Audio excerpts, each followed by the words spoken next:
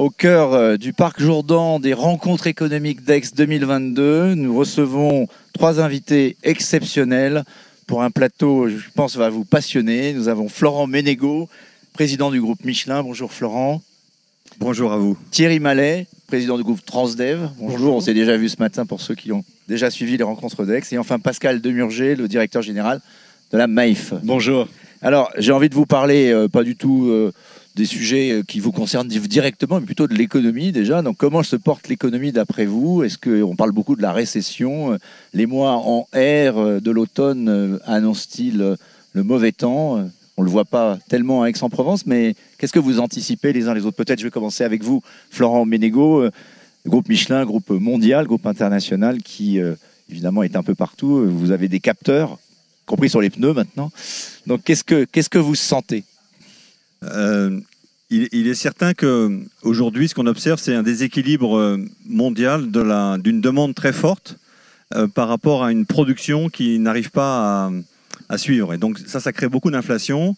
Et les mécanismes traditionnels de marché s'appliquent. C'est-à-dire que quand vous avez de l'inflation, vous avez des taux d'intérêt qui montent pour essayer de réguler cette pression inflationniste.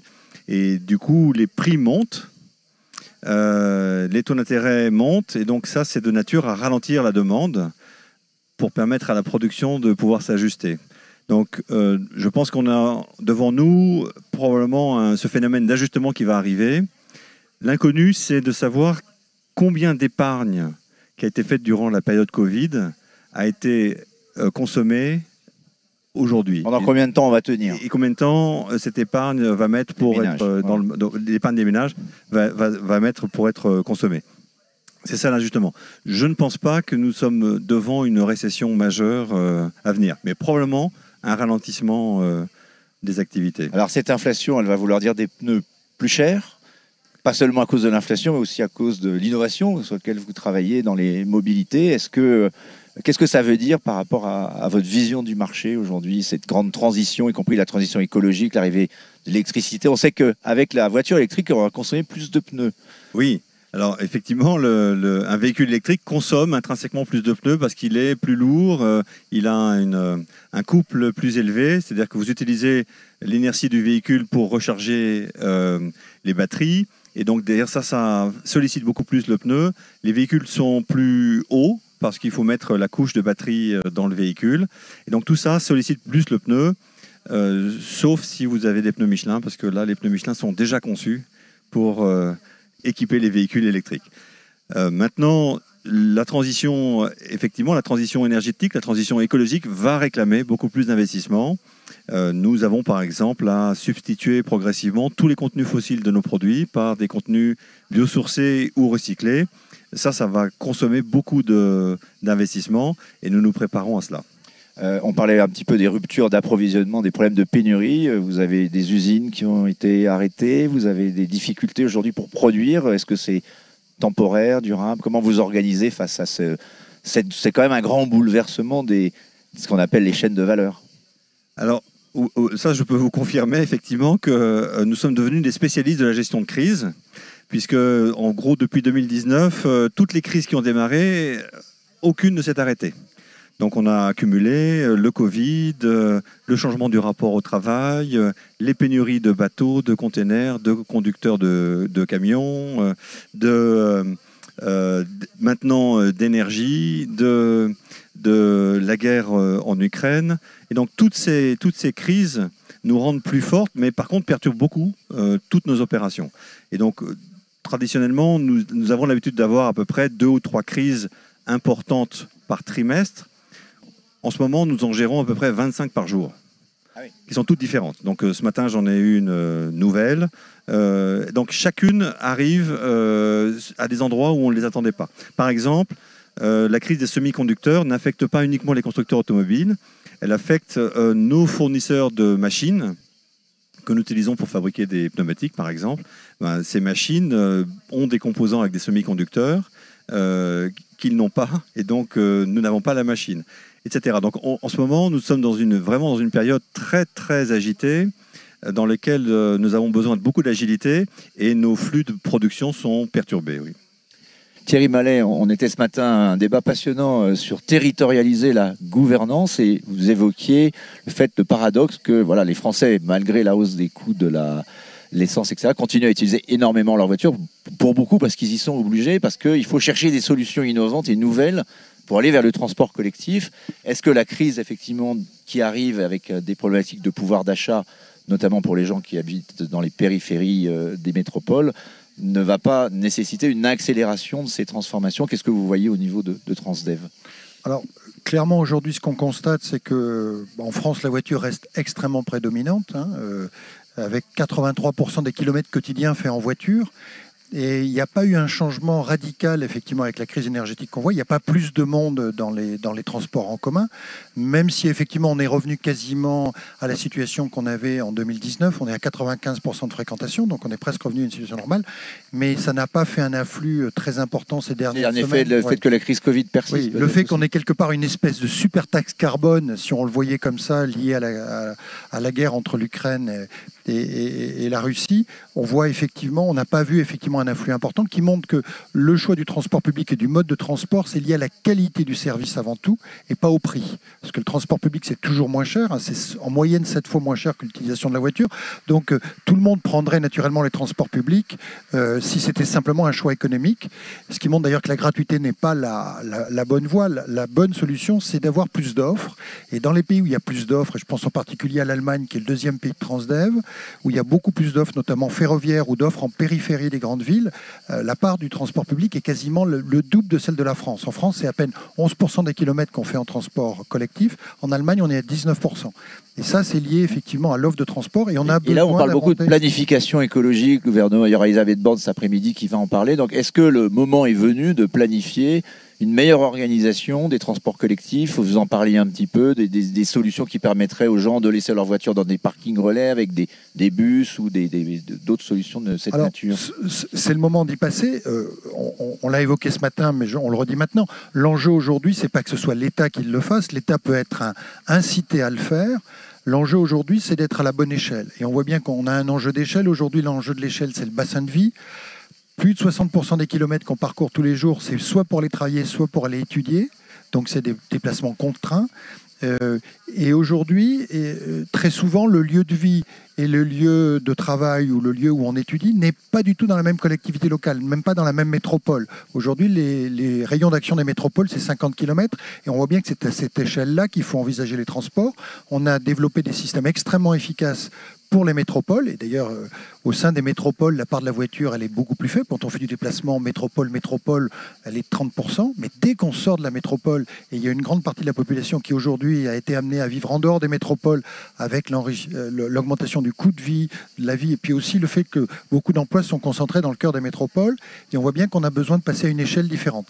Donc c'est au niveau local que ça va s'inventer, avec une incitation de l'État, mais c'est au niveau local. La loi d'orientation des mobilités, qu'avait d'ailleurs portée Elisabeth Borne, permet justement cette collaboration entre collectivités locales, et il est indispensable que effectivement les élus se saisissent de cette opportunité pour créer des services qui ne sont pas limités au territoire dont ils ont la responsabilité directe, mais à l'ensemble des territoires où on habite et on dort, parce qu'effectivement on n'habite pas forcément au même endroit, on ne dort pas à l'endroit où on travaille, et de moins en moins. Pardon d'utiliser des formules journalistiques, mais bon, c'est un peu mon rôle ici. Est-ce qu'il ne faut pas quand même prononcer une forme d'état d'urgence sociale sur les mobilités? Quand on a un prix du pétrole et de l'essence qui est à ce niveau et qui va le rester, on incite les gens à acheter des voitures électriques, mais elles valent un prix qui, même avec les aides d'État, n'est pas accessible aujourd'hui. On verra s'il y a des aides spécifiques. Ils annoncent effectivement des systèmes de location, etc. Mais, et puis, de toute façon, l'équipement du territoire en borne électrique n'est pas suffisant pour qu'on ait un flux, même si ça accélère. Donc, un état d'urgence sur les mobilités, sur le plan social, ça voudrait dire de ce que vous proposez, ce type de solution, ça peut être mis en place. Vous avez un exemple autour de Bordeaux. En quelques mois, on peut arriver à organiser un flux. Oui, des cars express, parce que le train fait partie de la solution, mais c'est forcément une solution de temps long. Les cars express, nous en avons mis un effectivement avec la métropole de Bordeaux et la région Nouvelle-Aquitaine. On est à Créon, 30 km de Bordeaux. Depuis son démarrage en 2019, c'est 1000 personnes par jour qui prennent ce car, qui les emmène dans Bordeaux. ça leur permet d'économiser par mois 200 € d'essence. Voilà. C'est pas rien à l'heure d'aujourd'hui. Et donc ce genre, c'est vraiment une priorité. La voiture électrique fera partie de la solution, mais n'est pas la solution. Ça ne résout pas les problèmes de congestion, ça ne résout pas un certain nombre de problèmes même de pollution de l'air ambiant, puisqu'il y a encore... Et de problématiques de filière de recyclage des batteries. Et puis en plus, la véhicule électrique n'est pas zéro émission. Il y a l'enjeu de l'empreinte. Parlons plutôt d'empreinte que simplement d'émission. Et donc aujourd'hui, il faut effectivement accélérer sur des solutions alternatives à la voiture. C'est un effort collectif à faire. Et je pense que il y a une vraie prise de conscience. Les gilets jaunes, c'était déjà... Est-ce qu'il y a une course de vitesse pour éviter le retour des gilets jaunes là, Alors, aujourd'hui, ce qu'on constate quand même par rapport à la crise des gilets jaunes, c'est qu'à l'époque, c'était une taxe du gouvernement, et en particulier le fait qu'on avait aligné le prix du diesel sur le prix de l'essence qui avait entraîné cette crise-là. Cette fois, on a des facteurs externes, on a la guerre entre la Russie et l'Ukraine qui fait que du fait, c'est beaucoup plus supporté par les gens qui comprennent que c'est un facteur extérieur. Et donc, c'est beaucoup... Mais ça ne sera pas acceptable dans la durée. Ça pose des vrais problèmes de pouvoir d'achat. Et on peut facilement permettre aux gens... en organisant alors, à la fois des systèmes de car express, et je pense que les entreprises, nous avons collectivement aussi un rôle à jouer en matière de covoiturage, parce que nous pouvons organiser le covoiturage de nos collaborateurs, il nous appartient à nous de repérer les collaborateurs qui habitent au même endroit, qui travaillent au même moment, à organiser les horaires pour qu'ils puissent covoiturer, et en faisant ça, on peut aussi faire un effort au sein de nos entreprises de pouvoir d'achat très simple, et je pense qu'on va essayer de pousser dans ce sens-là de manière collective, parce que je pense qu'il y a beaucoup de choses à faire, et le trajet domicile-travail, c'est 50% des trajets quotidiens faits par les Français, c'est très important. Un Français en moyenne, c'est 34 km par jour aller-retour pour aller travailler. Pascal Demurger, un grand assureur, notamment automobile, vous avez en particulier fait remarquer pendant la crise du Covid en distribuant du pouvoir d'achat à vos sociétaires, puisque vous aviez provoqué la colère de quelques-uns de vos concurrents et amis de la profession en baissant. Parce qu'il y avait effectivement le confinement, donc les gens prenaient pas leur voiture, donc vous avez restitué une partie des cotisations à vos sociétaires. Aujourd'hui, donc cette préoccupation du pouvoir d'achat qui va probablement, comment on en parle, mais très sérieusement, la rentrée sociale, on sent bien quand même qu'il y a une tension. Donc est-ce que c'est pas le sujet majeur, et qu'est-ce que vous sentez venir? Qu'est-ce qu'on peut faire au niveau aussi du monde de l'entreprise? Non, c'est clairement pour nous un sujet complètement majeur. Alors, vous le rappeliez au moment du premier confinement, devant l'absence de circulation automobile, par hypothèse, puisque tout le monde était chez soi, il nous paraissait relativement peu légitime de conserver les primes d'assurance, alors que par hypothèse, il n'y avait plus d'accidents et de sinistres à rembourser. Donc on a remboursé l'équivalent de la prime d'assurance de nos sociétaires correspondant à la période de confinement. Ça nous paraissait légitime, et particulièrement légitime à un moment où le pays souffrait, et y compris en termes de pouvoir d'achat, parce que évidemment, il y avait pas mal de personnes qui ne travaillaient plus. Ça fait 3 ans maintenant que, outre cette opération, que nous n'avons pas augmenté nos tarifs d'assurance automobile, puisque vous parliez de l'assurance auto, dans un contexte, Florent Menegaux le rappelait à l'instant, dans un contexte de forte inflation, et avec évidemment une limite à la soutenabilité du modèle. Mais en tout cas, il nous paraît légitime, normal de faire cet effort. Alors le fait que nous soyons une mutuelle et donc moins soumis à des contraintes actionnariales que d'autres, évidemment nous donne ces marges de manœuvre, mais on essaye en tout cas de contribuer à cette question du pouvoir d'achat. À plus long terme, moi, ce qui m'inquiète, au-delà des problèmes réels et compliqués de pouvoir d'achat à court terme, à plus long terme, moi, ce qui m'inquiète, c'est le risque d'une sorte de pause dans les investissements nécessaires pour financer la transition. Et il ne faudrait pas que... sacrifie le long terme au court terme. Exactement. Ce qui est toujours un petit peu la tentation, malgré tout, du monde de l'entreprise. Donc je crois qu'il faut vraiment que l'on conserve cette exigence de financement de la transition, dont on sait qu'elle va réclamer énormément d'investissements, dont on sait qu'elle réclame... 4 points de PIB par an, rien que pour l'énergie. Rien que pour l'énergie, et c'est loin d'être... C'est 2 fois plus que ce qu'on fait aujourd'hui. Donc tout à fait. fait, Important. tout à fait. Hein, donc, nous essayons dans ce contexte de continuer à la fois à travers nos investissements, puisqu'on collecte de l'épargne et donc évidemment on a pas mal d'actifs financiers à gérer, mais aussi dans le cœur de nos activités. Thierry parlait des véhicules électriques. On assure bien sûr les véhicules électriques à des niveaux de tarifs sensiblement plus bas par rapport à leur équivalent thermique, hein, pour encourager là aussi ce mouvement. Bien sûr, on essaye dans la réparation automobile par exemple de privilégier les pièces de réemploi, hein, qui ont quand même un impact environnemental très inférieur. Donc voilà, moi ce que je crois, c'est qu'il faut vraiment continuer à faire ces efforts, en dépit bien sûr des difficultés. Très bonne transition, si j'ose dire, pas seulement écologique, vers le deuxième partie de cette petite table ronde un peu improvisée, mais je trouve évidemment compte tenu de vos qualités respectives, très intéressant. Et je voudrais basculer sur un peu autre chose, alors peut-être en commençant par vous, Florent Ménégo. C'est la responsabilité de l'entreprise, effectivement, dans un monde comme celui-là. Parce que vous êtes trois patrons engagés, trois patrons qui ont souvent pris des positions assez fortes. Hein. Pascal, par votre livre très connu sur l'entreprise du XXIe siècle. Mais vous avez tous les trois, je crois, cette particularité. Alors, en même temps, vous êtes certainement d'accord sur les objectifs, mais sur les moyens d'y parvenir, cette entreprise engagée, parfois il y a une forme, je dirais pas de soupçon, mais de déception. On dit c'est un peu du blablabla, la RSE, c'est du greenwashing ou du social washing, etc.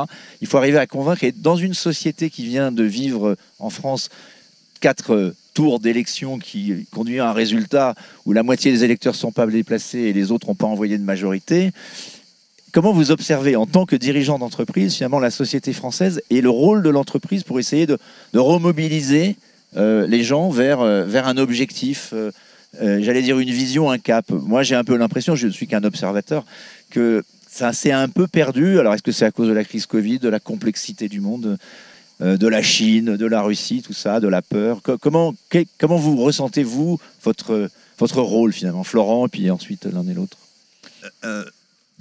La technologie a ramené toute la complexité du monde à portée de chacun. Donc sur votre téléphone, aujourd'hui, vous avez toute la science du monde, mais aussi tous les problèmes du monde, tout ce qui se passe. Donc ça a créé un niveau de conscience et en même temps un niveau d'anxiété très fort. Alors, l'entreprise, c'est aussi une communauté humaine, hein, et notamment quand on est dans 174 pays dans le monde, c'est une communauté humaine où on voit les différences de culture. L'impact de la technologie sur les comportements est massif. Et d'ailleurs, il y a une anxiété sourde qui est le progrès technologique avance extrêmement vite. Et donc, derrière, nos salariés, se posent la question de se dire, mais est-ce que je vais devenir obsolète? Est-ce que je vais devenir obsolète dans quelques années? Et donc, tout l'enjeu critique aujourd'hui, finalement, c'est de les accompagner en leur disant, mais pas du tout. En fait, nous allons vous aider à vous former tout au long de votre développement de carrière, tout au long de votre développement personnel et professionnel, pour vous donner les moyens d'être toujours à jour, et d'être toujours dans ce temps. Et ce que j'observe dans la société, je pense qu'au fond, c'est la même chose. Et donc derrière, et les entreprises, elles font des choses. Nous, c'est très concret, c'est-à-dire on part d'une intention, et nous, il faut qu'on le transforme en action. Et parce que l'entreprise, elle se définit par les actions qu'elle a. Vous n'avez pas attendu la planification pour planifier. Exactement. Et alors, bien sûr, ces notions de vision, de stratégie, c'est-à-dire où est-ce que vous mettez vos ressources, comment vous les mettez, et comment vous mobilisez les personnes, c'est notre quotidien. Notre entreprise ne peut pas fonctionner si les salariés ne sont pas d'accord avec ce que vous leur proposez et ne décident pas de le faire. Donc, bien sûr, je pense que les entreprises sont une des grandes parties des solutions aux problèmes que nous avons aujourd'hui. Mais ne sous-estimons pas le besoin de formation, notamment aussi de culture scientifique, et de comprendre que le monde, ce n'est pas magique. Il obéit à un certain nombre de règles, de lois, qu'on est loin d'avoir tout compris, de tout savoir, mais ce n'est surtout pas de la magie. Et aujourd'hui, dans nos sociétés, il y a une part de magie. Il faut une part de rêve, il y a une part de magie qu'il faut quand même qu'on asseye sur un contenu scientifique de base. Et je pense que, notamment en France, nous manquons de ce contenu scientifique de base qui permet aux gens de se mouvoir dans la complexité avec aisance. On le constate dans l'entreprise. Et donc, notre réponse à ça, c'est d'aider chacune des personnes et notre collectif à se projeter. Et là, après, il y a une deuxième idée importante, c'est de dire que le capitalisme qui nous a conduits là où nous sommes aujourd'hui, avec tous ses bienfaits et certains travers, nous devons trouver une autre façon de comprendre la valeur. Il y a de la valeur économique importante, essentielle pour pouvoir investir, développer nos activités, mais vous avez aussi de la valeur pour la planète. Et cette valeur-là, aujourd'hui, on a construit tout notre développement sur une énergie que nous avons en fait sous-payée, parce qu'on a oublié le coût de constitution de ce stock des énergies fossiles. Donc la valeur de la planète, c'est notamment comprendre que nous avons besoin d'un prix du carbone pour égaliser nos relations dans le monde, mais aussi un prix de la consommation d'eau, mais aussi un prix pour la biodiversité. Et le troisième composante essentiel, c'est la valeur pour les personnes. Et de comprendre qu'une société, c'est d'abord une collection d'individus. Et que si vous n'avez pas un système de répartition de la valeur pour les personnes plus juste, ça ne pourra pas fonctionner. Et nous sommes dans une société qui a privilégié la rémunération du capital plus fortement que la rémunération du travail. Et je pense c'était le débat que nous avions hier soir, et je pense qu'on est à un point de bascule où il y a cette compréhension-là. Et devant les investissements massifs qu'on doit faire, si vous demandez un retour sur capital aussi important que celui qui existe aujourd'hui, ça ne sera pas faisable. Voilà, donc rééquilibrons la juste rémunération du travail par rapport à la juste rémunération du capital. Thierry Malet, votre sentiment sur à la fois cette quête de sens où l'entreprise peut apporter des réponses et effectivement peut-être un moment de bascule du capitalisme. Alors oui, moi je pense qu'on a aussi un moment de bascule de nos modèles. Hein. Le Covid, ça, en particulier chez Transdev, ça nous a rappelé, ça nous a remontré que chez nous, dans le métier du transport public, on est avant tout local. Aucune cellule de crise à Paris n'avait d'importance.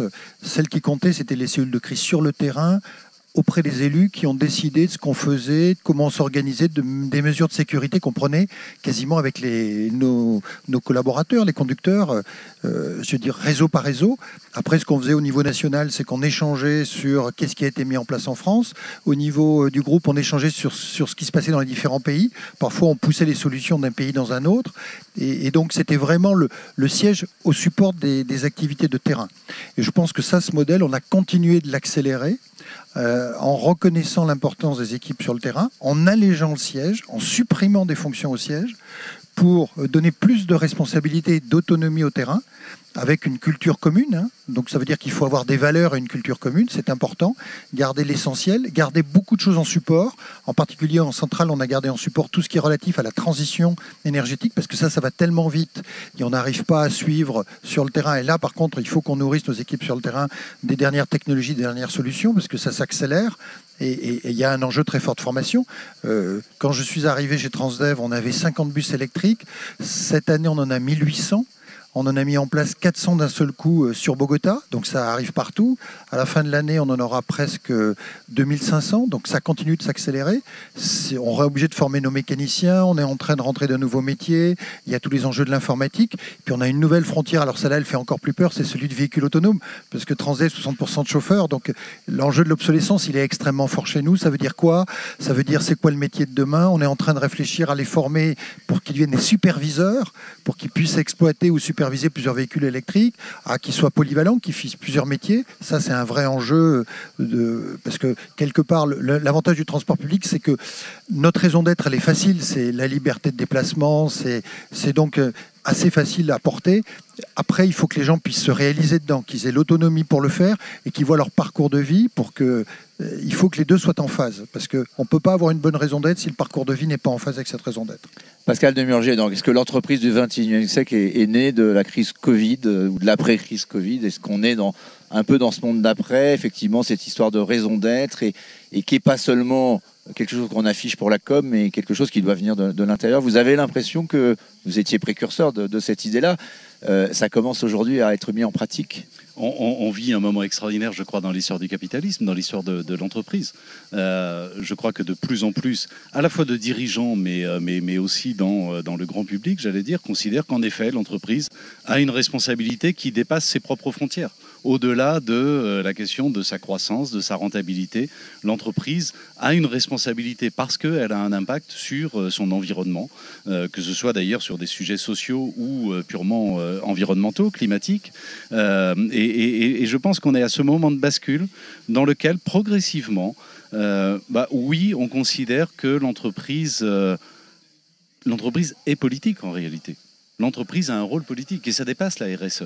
C'est pas seulement essayer d'avoir quelques bonnes actions à côté de son business. C'est vraiment au cœur de son activité, essayer d'organiser ses lignes de production, d'organiser ses chaînes de valeur, d'organiser son activité autour de la recherche d'un impact positif. Ce qui est intéressant, c'est que dans l'entreprise, on ne voit pas ce qui se passe dans la politique.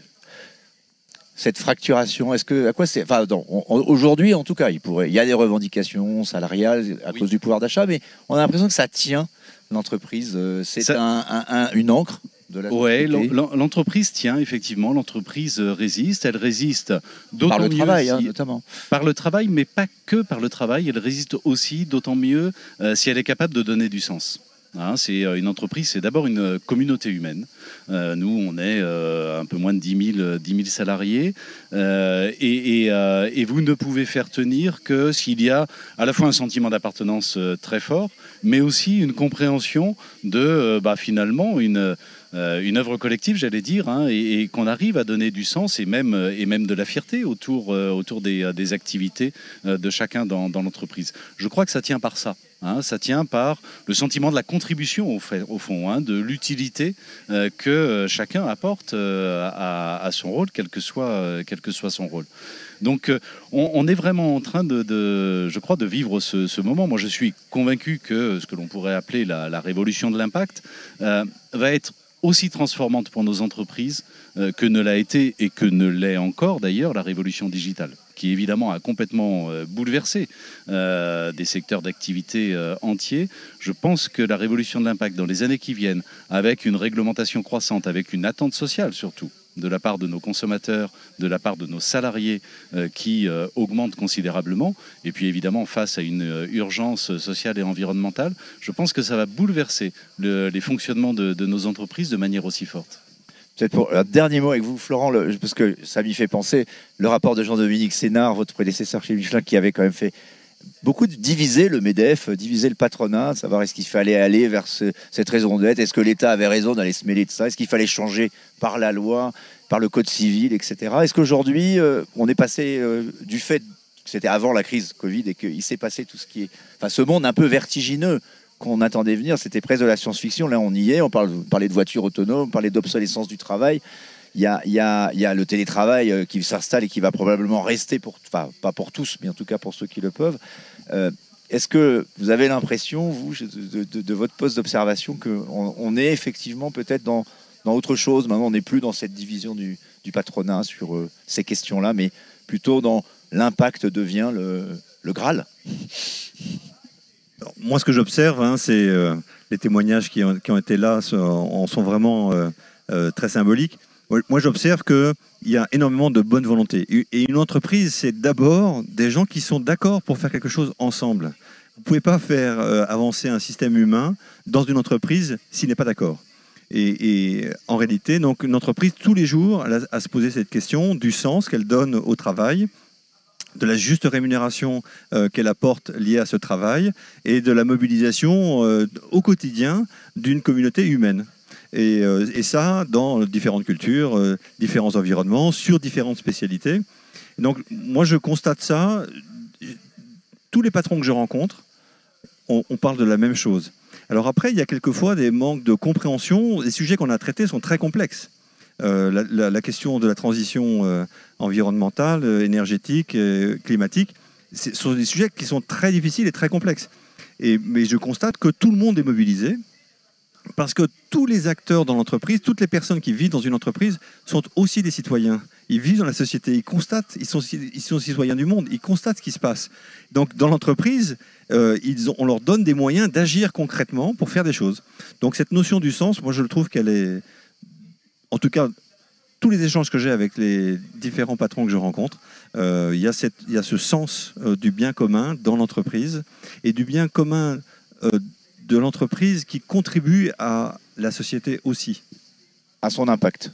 À son impact. Merci beaucoup à tous les trois, c'était passionnant. On a parlé d'actualité du pouvoir d'achat, on a parlé du futur. Et je vous remercie d'avoir écouté cette discussion.